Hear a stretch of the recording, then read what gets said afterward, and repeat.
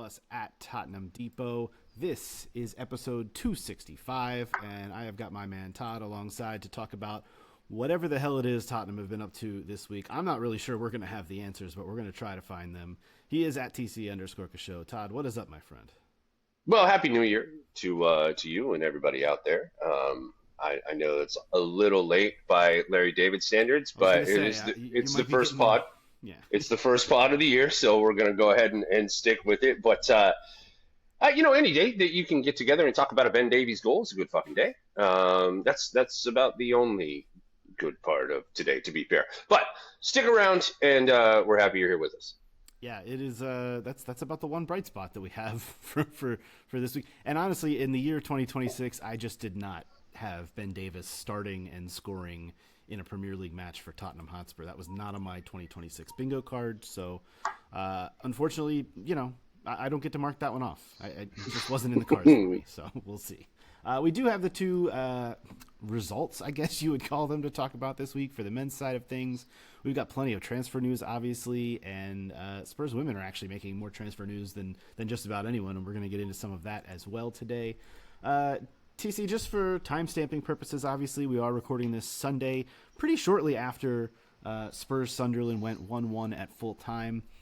We will get into that one because I do think that there's going to be some narratives coming out of it, but let's go back to midweek first and talk about the New Year's Day fixture. I know we don't really want to, but Spurs visited the G-Tech Community Stadium on New Year's Day, and that was kind of all they did. They just kind of visited because they didn't really do a whole hell of a lot else other than inexplicably get their goalkeeper booked for time wasting in the 67th minute or whatever the hell it was. This was obviously much maligned as just a watch because it was so boring. The teams play to a goalless draw, and the one stat I will give you that I discovered, Spurs had previously to this game gone 137 Premier League matches without a goalless draw prior to this match on Thursday. You know who the previous one was against?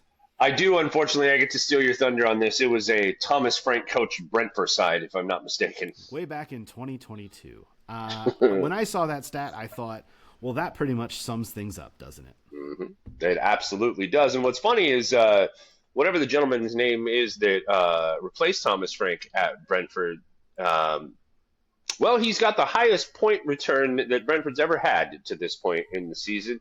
And they lost their coach, their two best players, and their entire backroom staff. The structure at Brentford is impressive in terms of their recruitment and the way that they bring people into the first team squad there. And that is apparently what is really propelling that side, because it sure as fuck isn't the tactics that we saw on the pitch on at midweek, Andrew. Yeah, it's and it's kind of the same stuff that we've seen going on. This was a little bit different in the sense that we, for some ungodknown reason, Archie Gray played in the 10 role in this match, in front of the Bentancur-Palhinha double pivot, which to me just spells we're not trying. We have no plan. We're not interested in scoring a goal. And I think the part that pisses me off the most is Thomas Frank pretty much said as much without saying as much after the match. He was like, well, it was a good defensive performance, another clean sheet. If we weren't going to win the game, we certainly didn't want to lose it, and that is not. That's what gets you fired at Tottenham Hotspur. I don't really know what else to say. It's not going to jive at this club for very much longer. It's just not. Well, on New Year's Day when I was driving 45 minutes to the pub, shout out Fair Play in San Diego and San Diego Spurs, and I saw that we were starting a match away at the G-Tech with 3 sixes in the middle. I went, oh, okay, this guy's just trolling us right now. Is every other offensive player that we have hungover from New Year's Eve? Like, I don't understand. Wait, what do you mean? What do you mean we're starting 3 sixes? And honestly, dude, it was so bad. Yeah, it's Jennifer Lawrence eating hot wings. Yeah, you got it. That was for you. It was so bad that in the pub, just like in the away end, in the pub, we were singing Eric Sen, and we've got Ali, and we love Eric Dyer, and like... And Johnson again, ole ole. Oh, there were so many of those, dude. Like, it just... It goes to show that rather than having his finger on the pulse of this club, Thomas Frank clearly has his thumb shoved squarely up his ass. And that is the most difficult thing to look at because it's like, okay, well, you had a rough defensive performance or a solid defensive performance, but a rough offensive performance at Brentford away. Let's go home in the confines of the Tottenham Hotspur Stadium and It's been so good and to and, them of and late. show something to our supportive fans. And then we went out there and absolutely stunk out the joint against Granite Xhaka, and I wanted to puke. I don't want to move completely off of Brentford just because I did just want to point out that Christian Romero probably got away with what could have easily been deemed a dog so, and I don't know how he did it. I mean, He never gets away with these things, and he well, somehow did. it has to do with the context of the game because he did that swoop attempt at a tackle where he missed the ball and truthfully missed the player and bungled everybody over. As the last man, I'll be the one standing here saying that.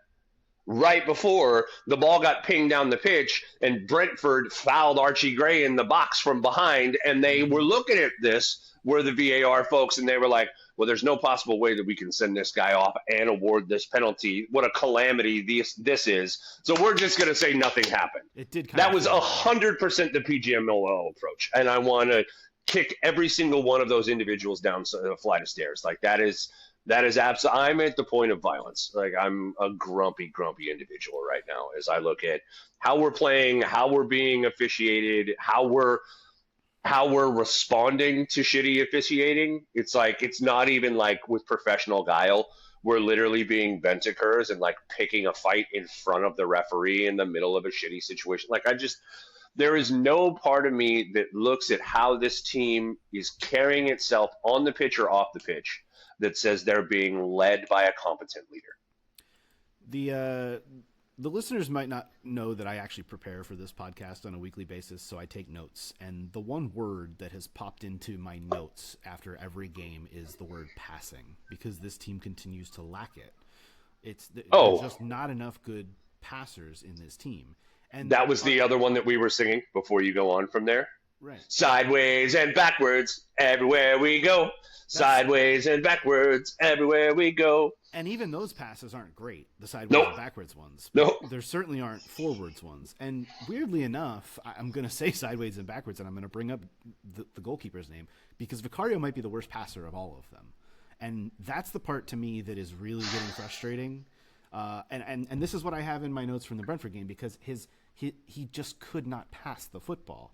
And when you're trying to play a very sound defensive structure and play out from the back, as Spurs do, not having your goalkeeper be able to pass the football is a real problem. And I'm really sick and tired of watching it.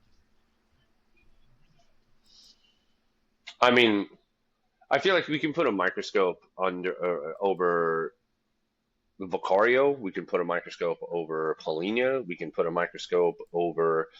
I had a long conversation at midweek with Mr. Benzo about Richarlison and about the fact that, as I mentioned on last week's pod, I believe that Richarlison is our best player right now, and that tells you everything that you need to know about our team. Well, it's the conversation we were having is that, like, well, when Richarlison is your best player, like you have frailties, and it was something that I saw in the match at Brentford where Richarlison had that ball that was down the right-hand side, and all he had to do was pass the ball across the box, and he fucked it.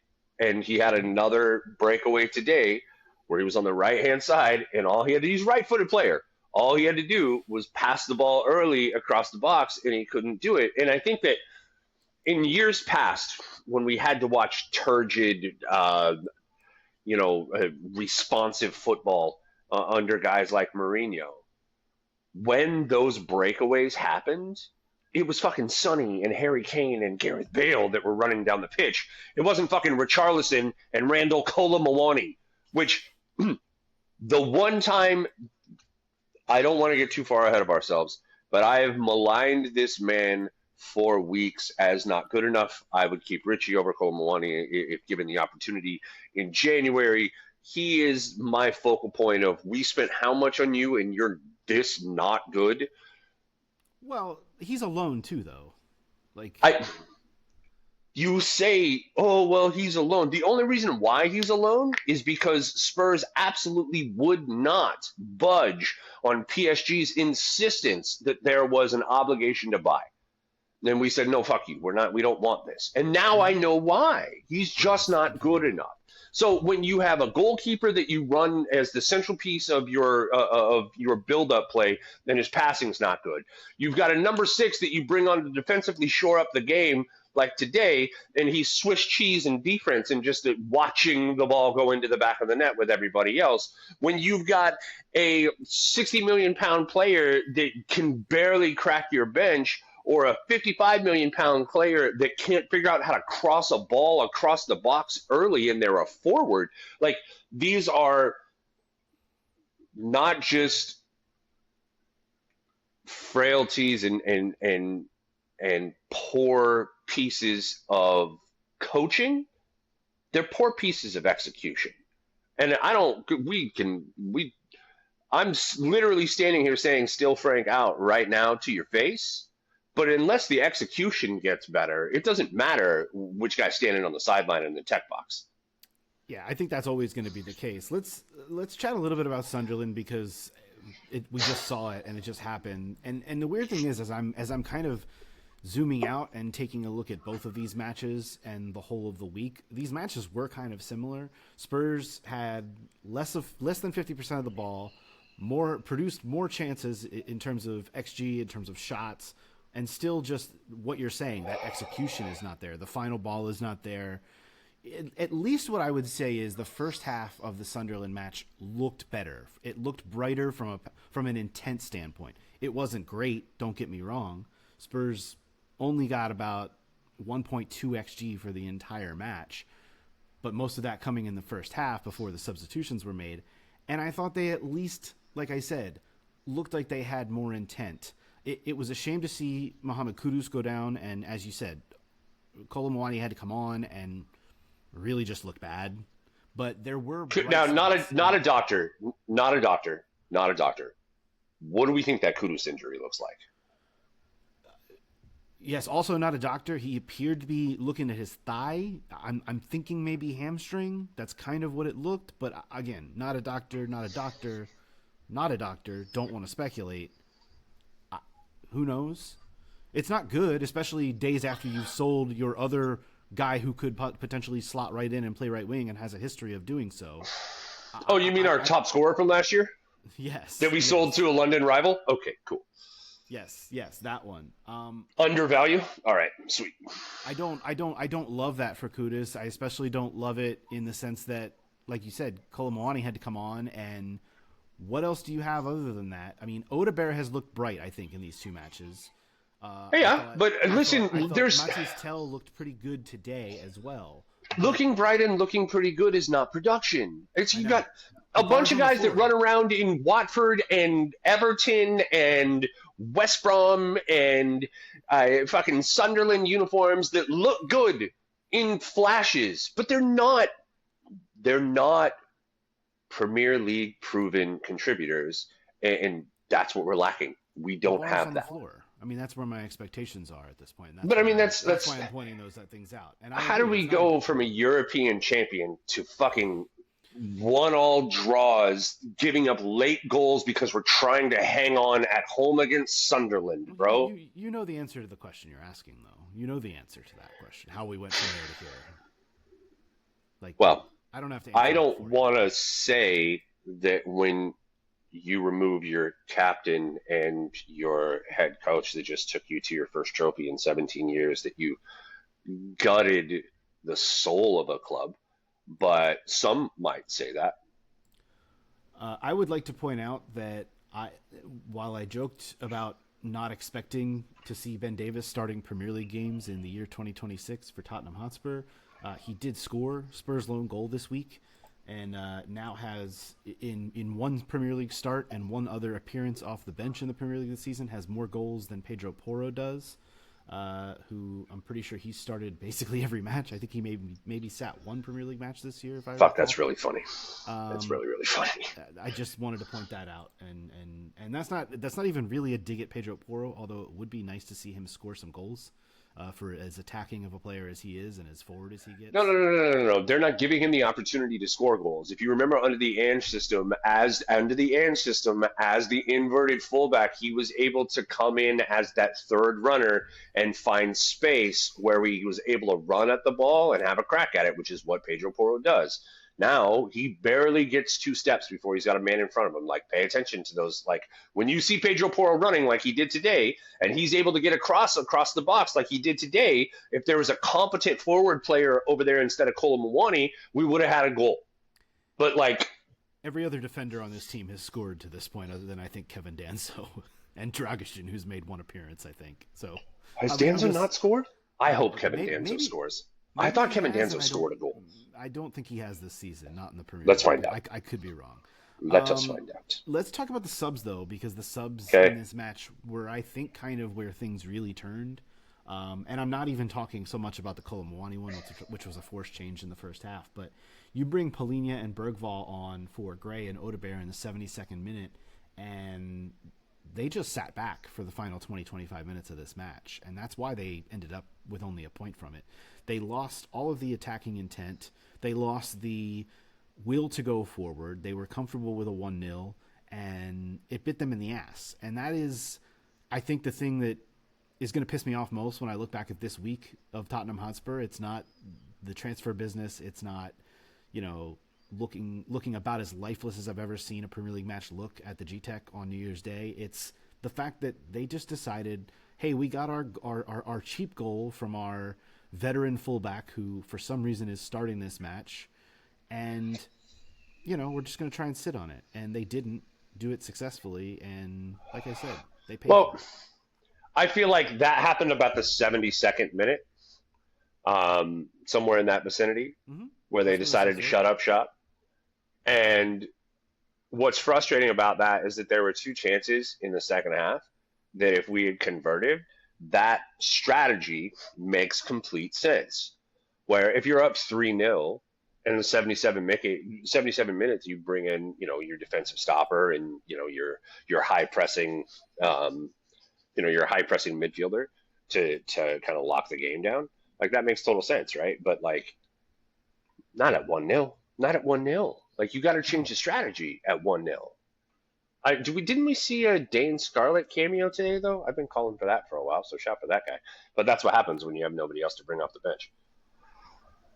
Yeah, no, you're 100% right. Well, at least Spurs have an easy week ahead. They have another 2-match week. They will get to play Bournemouth on Wednesday. Bournemouth, mind you, have not won a game since October. But they gave that scummy lot down the road all they could handle 2 days ago or whatever. And that with that in a nickel, you'd have a nickel. I mean, they have 6 losses and 5 draws since that victory in late October. So, what do you think is going to happen this week with Spurs coming to play? And then, of course, the FA Cup journey starts next weekend as Spurs will host Aston Villa, who, despite losing to Arsenal last week, still just 6 points off the top of the table and playing really good football, of course. And they're so much better than us in every facet of the game. They're so much better than us. Lots to look forward to there, of course. Let's dive into some of the transfer stuff for the week because there's obviously a lot of it.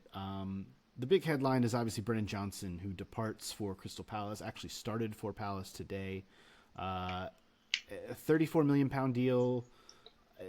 Bournemouth had also been interested in him. I kind of thought this was going to be one that drug out a little bit through the month. I thought that Brennan Johnson, it seemed like he didn't really want to go, but was told you got to go because you're not a part of the plans. I got a completely different vibe from that. Did you? Yeah, absolutely. I feel like his camp forced this move, and I completely something to be said for that. But that was because he wasn't going to play. Well, and yes, but how can you look at a team who's 13th in the table and you've got your top goal scorer from last season, the guy who literally won your club the first trophy in 17 years, the first European trophy in 41 years, and you've got him sat on the bench going, you're not going to be able to get into my team. And it's like, and you're also simultaneously, you and your fan base are looking around going, well, where the fuck are the goals going to come from, Tommy? And and then for that to go, Brennan Johnson is the type of guy who definitely wears his emotions on his sleeve. Like if he's unhappy, you're going to know about it. So I'm over here going, if I'm Thomas Frank and I realize I've got somebody who's unhappy and he's a big personality in the locker room, I'm going to have certain feelings about that.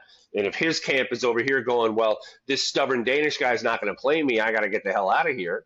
Well, at that point in time, if I'm Vinay, I'm going, well, okay, guess I'm gonna have to make a deal, and this is where we are. And it's like this is a good move for Brennan Johnson, meaning he'll go right into Palace's squad and start as he did today, even though it was a 2-0 loss and he got a yellow card. He'll absolutely get what he wants, which is Premier League playing time, which is what he deserves as a Europa League winner. Absolutely, go get your playing time. But where that leaves us at Tottenham Hotspur, we're not better or worse off. And I know that's a weird thing to say with the Mohamed Kudus injury going down right now.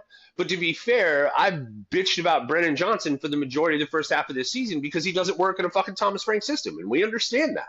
Right. So it's like, many okay. People bitched about him last year, too, when he was our leading goal scorer. 100%, which all he does is show up at the back post and score. And it's like, yeah, but all he does is show up at the back post and score, though, right? So, we don't really have any of those guys right now. And if you listen to the Brentford folks from, when Brentford was truly flying, they were saying, the reason why Mbeumo and Wissa and Ivan Toney did so great is because they showed up at the back post and fucking scored. So it's like, well, all right, y'all, what are we doing? What are we doing? It's a good question. Alistair Gold also reported that this move kind of brought some mixed reactions from the dressing room, which is, I guess, something to keep a slight eye on. We saw the reactions on social media from many players.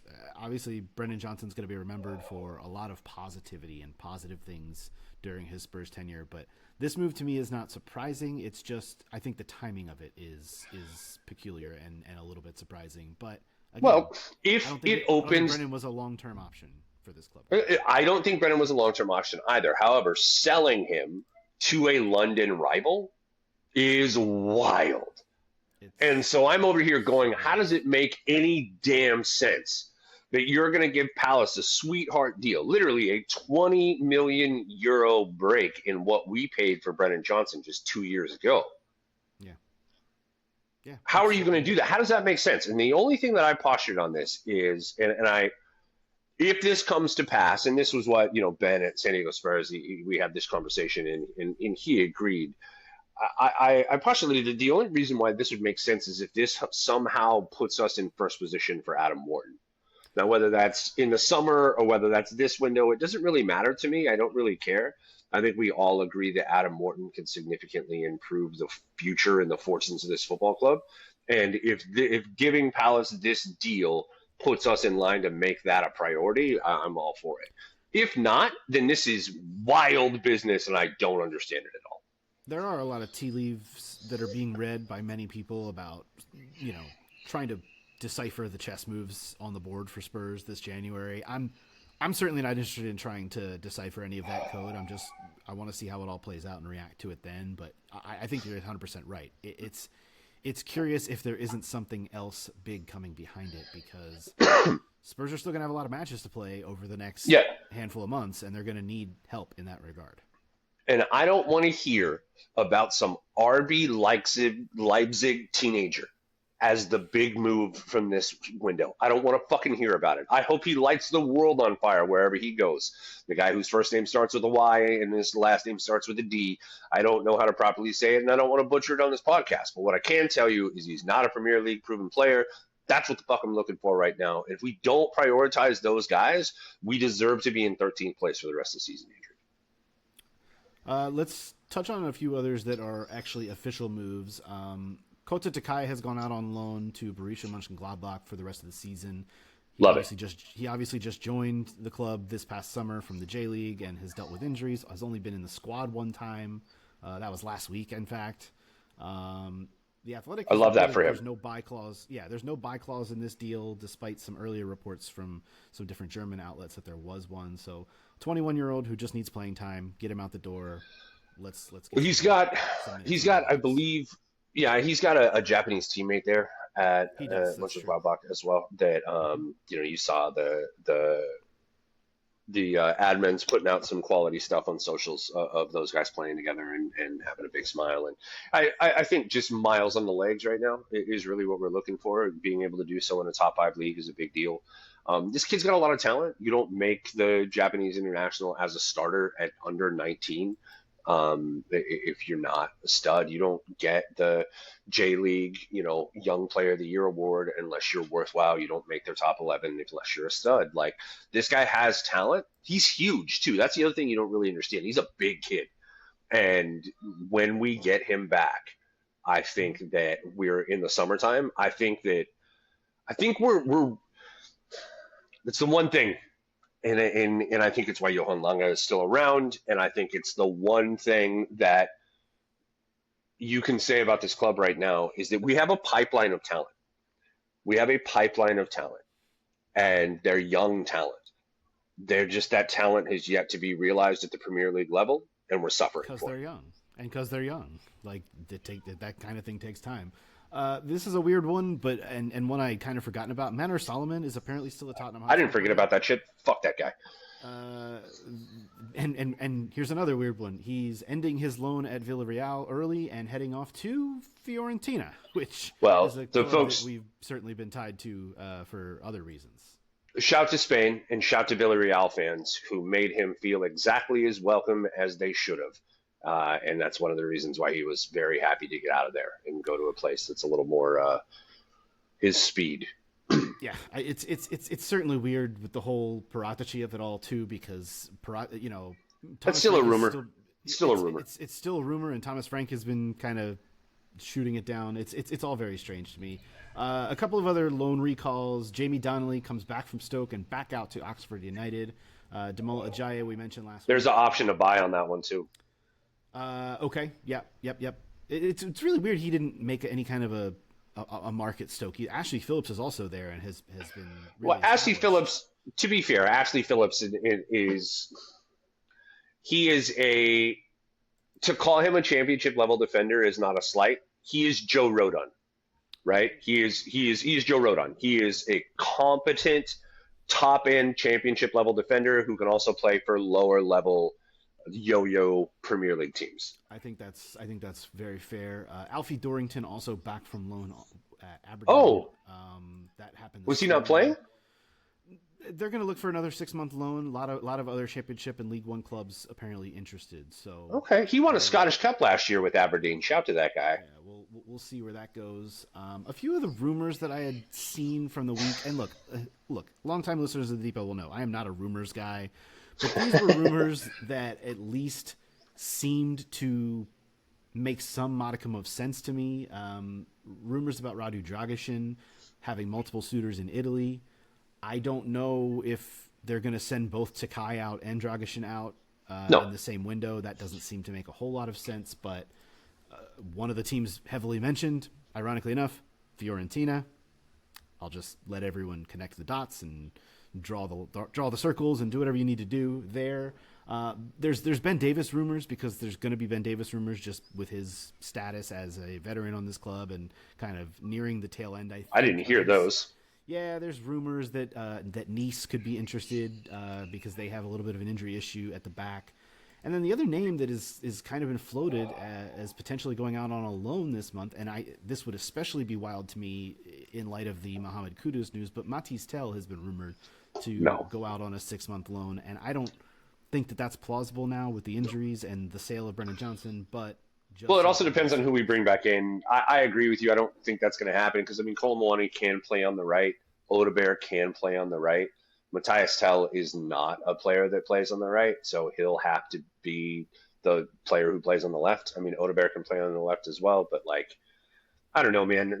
Matthias Tell is an interesting one. I don't want to hate on that guy too much. My biggest thing with all of these players, all of these French players, you got all the talent in the world, but your final product sucks.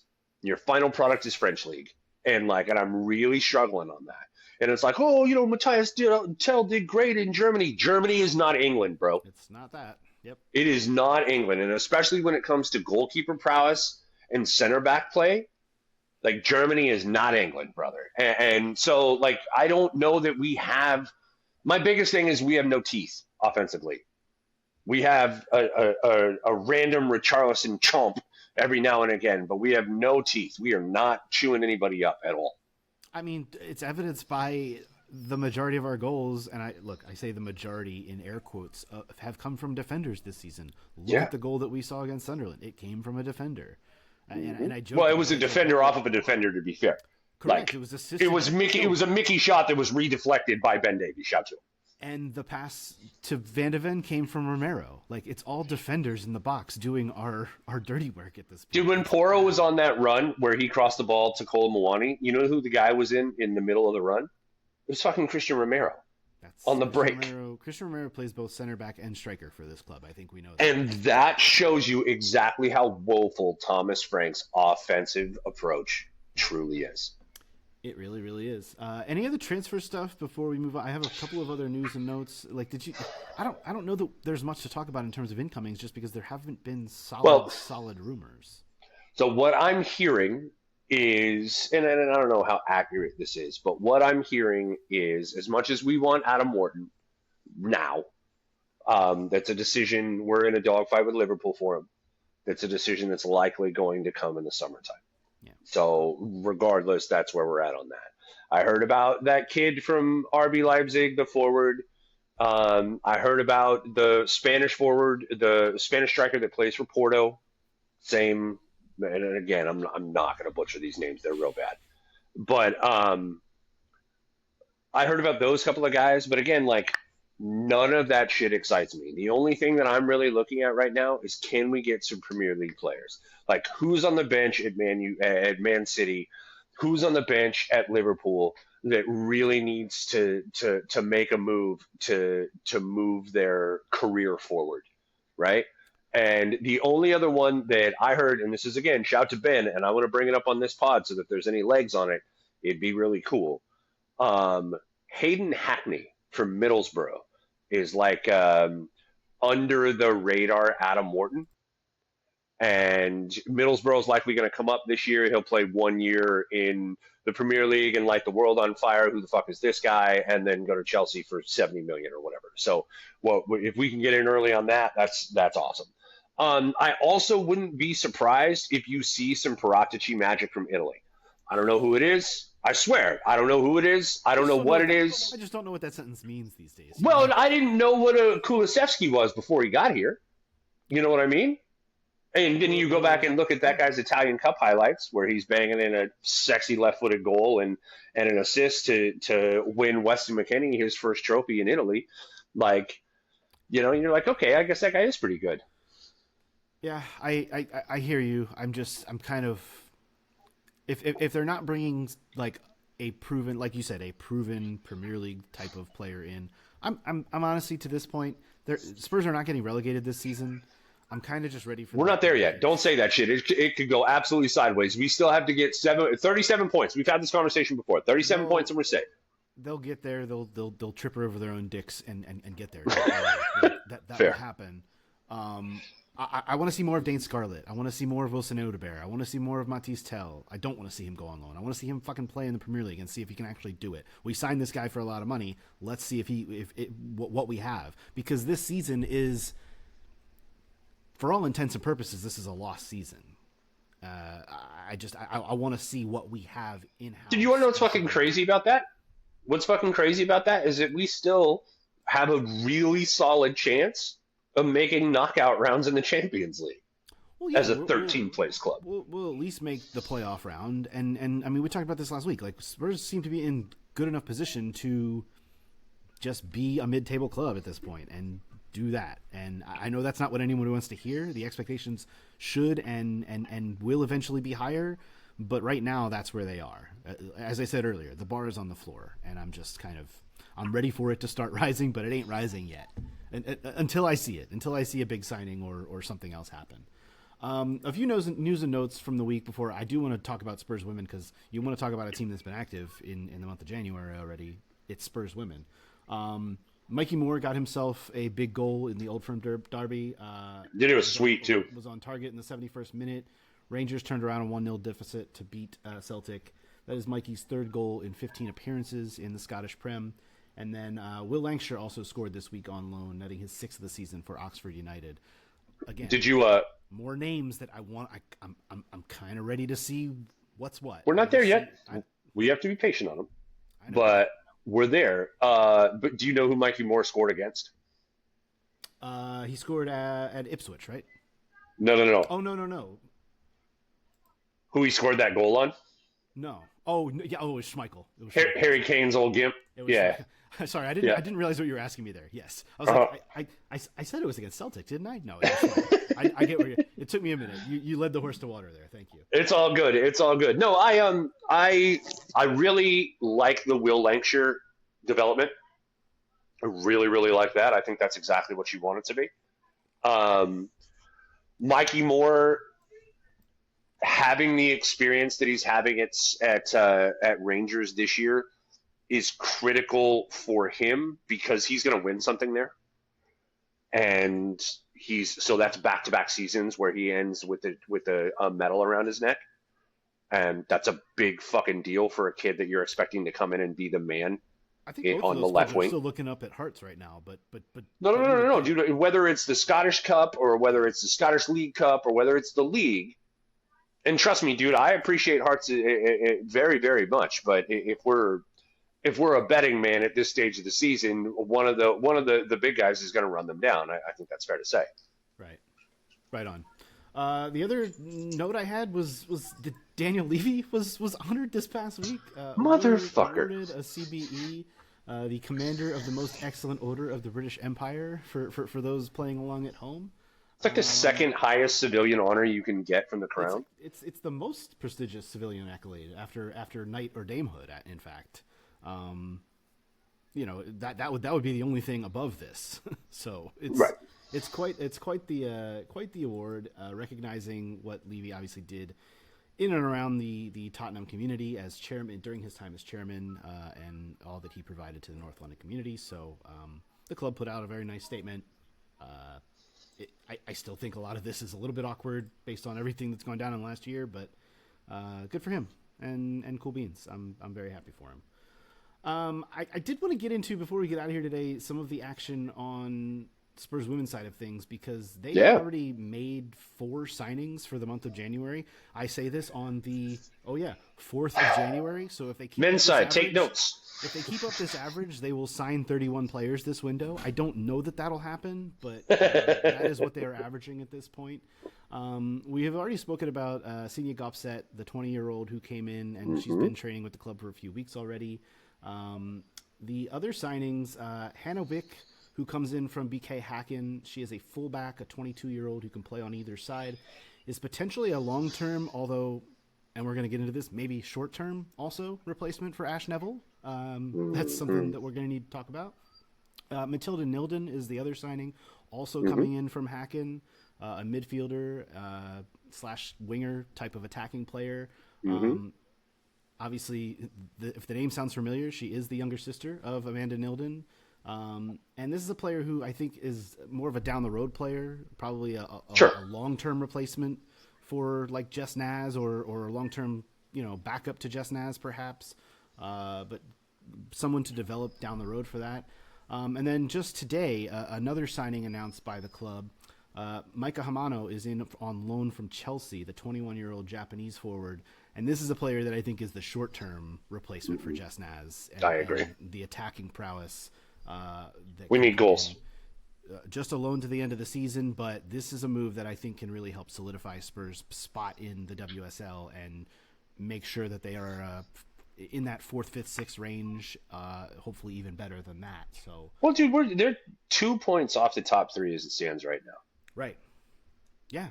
I think that legitimately these signings, and I love the fact that we've got some help for Amanda Nilden, as I feel like she's very, very capable, but when she's very Pedro Porro, and that when she's gassed, there's a significant drop off in play, which that happens.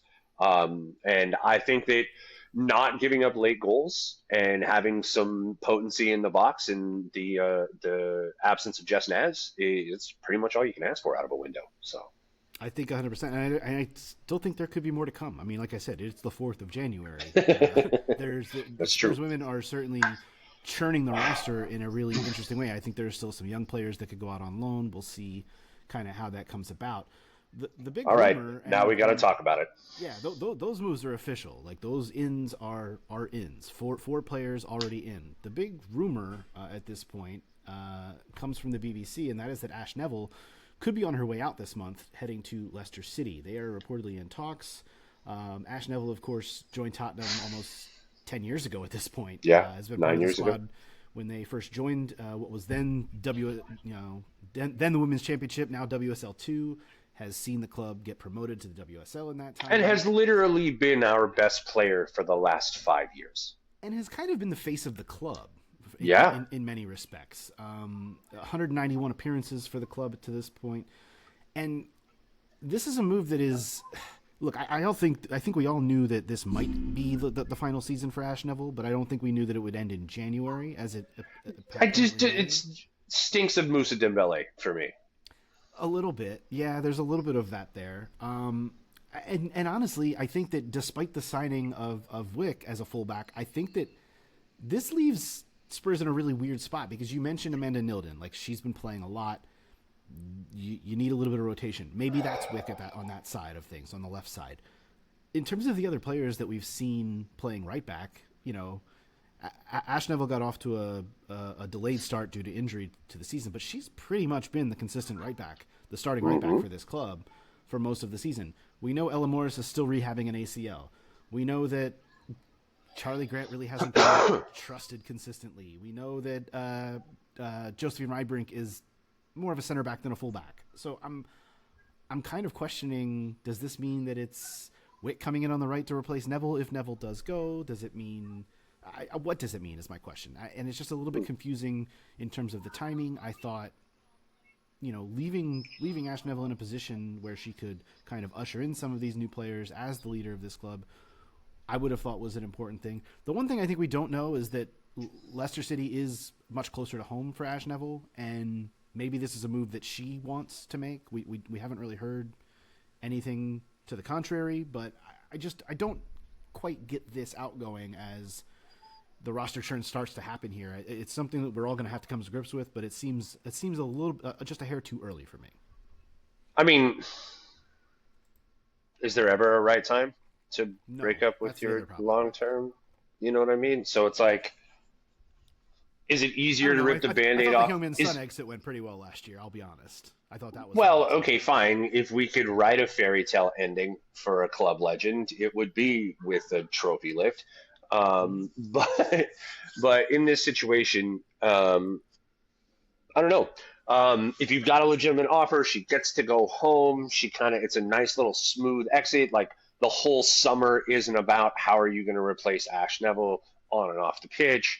You're able to, if you think that the options that you've brought in are capable, you're able to kind of focus on the top three push as opposed to the absence of Ash. Like, I don't know, man. But it's also the sort of situation where you're right at the cusp of that top three.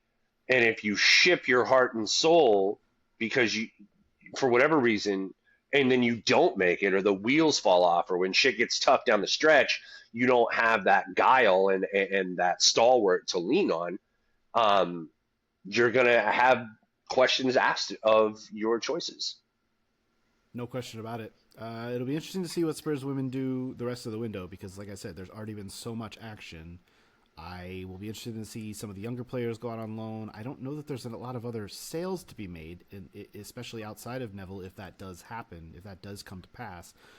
But there could certainly be more incomings, which I would be excited about too, despite them already having made 4 signings for the window, which is just remarkable. Spurs women do return to action this Sunday against Leicester City. Excuse me, not this Sunday. It is Sunday. A week from today, Sunday. Next week, they'll be back in action in the WSL against Leicester. They will then play Leicester again in the FA Cup. And you said maybe we can go out on a trophy lift. The FA Cup is still there. I don't think that Spurs women are winning the WSL this year, but the FA Cup is out there still. So I forget who's on the other side of the bracket though. That's my only issue. Is well, that I think it's still you early on in that. So it's just the round. yeah. I think it's still the round of 32 in the FA Cup Oh, on the okay. right side, or it might be Yeah, around man. And I 16 mean, actually. listen, Still Chelsea's gonna time. be there and Man City's gonna be there. And so as long as those two teams are bipping and bopping around. And then there's some other team that wears red that I hear is pretty good as well. And so if you got to see one of those three, it's gonna be a slog as you imagine that it would, but we'll figure it out. Yep. Apparently, I was just reading some some Thomas Frank post game quotes. Dude, that hurts Talking my about head. I really try not to, but go yeah, ahead. I know. Talking about selling Brennan Johnson, and the quote I see here is sometimes the decisions make more sense further down the line, which kind of alludes to some of what we were talking about. Maybe there's something else in the works, so we will have to see. But I don't know, man. You know how much I love January, and that's a heavy dose of sarcasm on the word love. It's so funny for me because I actually really enjoy January as a window. I think that you can make some of the cheekiest moves possible in the January window, and they can have major ramifications going forward. I just point to the Kulusevski and Rodrigo Bentancur. Lucas Moura Double was a January signing. Once Lucas upon a time. Moura, the double January move of Bentancur and and Kulusevski on the final day, like, was just the Daniel Levy's Paratichiest move you'd ever want to see in your life. And I think that moves like that are in today's football, moves like that are more likely in January than they are in the summer. So We shall see. That's going to do it for this edition of the Tottenham Depot. Be sure to check out our episodes on our YouTube page, youtube.com/Tottenham Depot. And be sure to leave a rating and review on your podcast app of choice to help spread the word about the show. You can follow Todd at TC_Kashoa. You can follow me at Astetka. You can follow us at Tottenham Depot. We will talk to you next week. We'll have plenty to discuss, bunch of games, and I'm sure plenty more transfer rumors as this month does indeed just hit you right in the feels with the outgoings and the incomings. We'll talk to you then. This has been the Tottenham Depot podcast. As always, come on, you Spurs.